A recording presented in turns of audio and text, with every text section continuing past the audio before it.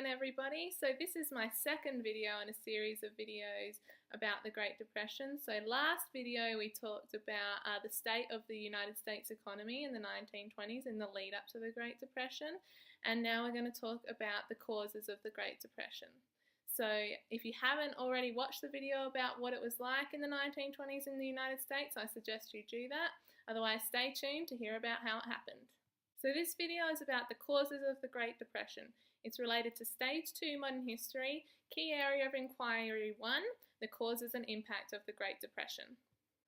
So to summarise the Great Depression, it was triggered by the Wall Street crash of October 1929, and it plunged the world into a depression. There were worldwide issues with unemployment, poverty and starvation.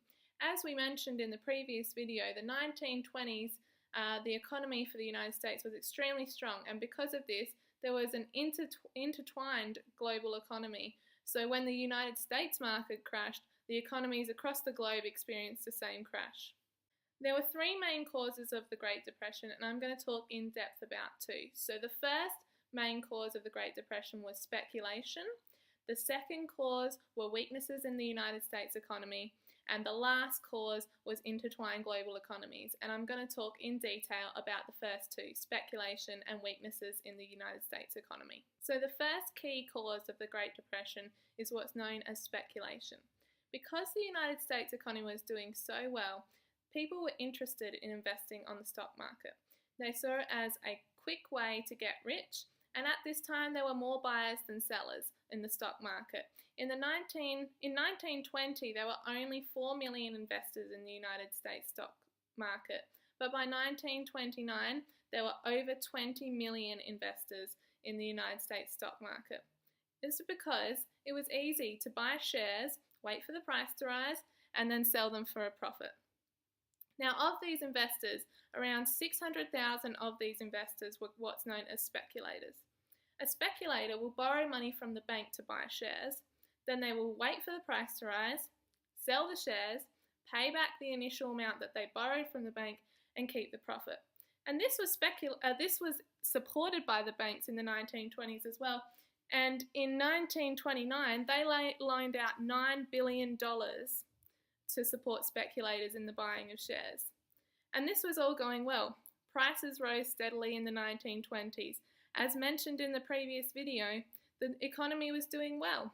So there was no need to worry about the prices declining, because with the economy doing well, they were always going to go up. And confidence is the key to this kind of stock market. If the buyers have confidence that the price will keep going up, they will buy. But if they think it's going to go down, they will sell them off quickly, because they can't afford to be stuck with a loan more than the value of the shares that they've got. So if the price is going to go down, they'll sell them off quickly, and that's exactly what they did. The other main cause of the Great Depression were weaknesses in the US economy. There was a downturn in construction and farming. By 1926, construction had started to slow. And as discussed in my previous video, farming was also experiencing difficulties with overproduction, inability to export their product, and so they were having decreased income, leading to farms being confiscated by the banks because farmers couldn't afford their loans. Banks were also in a worrying position. Because they were loaning out so much money, sometimes that puts them at great risk. During the 1920s, over 500 banks were closing every year, so they were in a bit of a worrying position, and this was making banks, by the end of 1920s, starting to feel a bit conservative. The other problem with the US economy was that there was overproduction due to the boom. Because so many people were increasing their spending, and because of new ways of producing, the United States industries made too much and they had a surplus. Now, usually when they have a surplus, they would try to sell those products overseas. They would export them, but due to tariffs and also difficulties in Europe, they couldn't export those products, and so they had a large surplus that they couldn't get rid of. The cracks and weaknesses in the United States economy began to show in June 1929.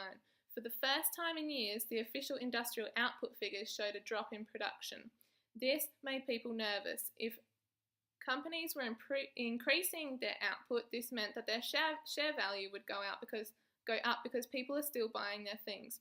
Because they were pulling back, their output figures, they knew that people weren't buying their things anymore. So speculators thought this would lead to a drop in share price and began to sell. Remember that speculators and many others had borrowed large amounts from the bank to purchase the shares in the first place, and they couldn't afford to be stuck with shares that were worth less than their loan, because then they wouldn't be able to pay it back. So people got nervous and they began to offload their shares. As they began to offload them, the prices began to drop, and so people, even though they couldn't cover their loans with what they were going to make, they began to offload their shares at a fraction of the price that they bought them, just so they could get something back.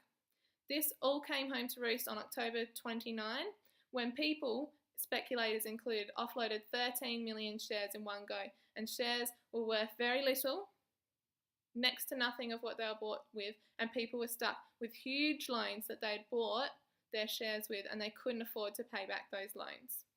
So there you have it. The causes of the Great Depression are quite simple. There were speculators who had been borrowing money from banks to purchase shares in a way to get rich quick, because it was easy to buy shares at a low price with a mortgage or with a loan, and then wait for the price to rise and make a profit. Then when the weaknesses in the economy started to show and production began to decrease, people got nervous because they had these huge loans that they had to cover, and their shares had to be able to be sold for more than their mortgage, or at least the same price as their loan, because otherwise they wouldn't be able to pay them back. So people began offloading them, and then on October 29, 13 million shares were offloaded, and this led to them being worth next to nothing, a fraction of the price that they bought them at. So people were stuck with these huge mortgages, and we have our crisis on our hands. Stay tuned for the next video while I talk about the impact of the Great Depression on the United States, and then the following video will talk about the impact of the Great Depression in Germany. See ya!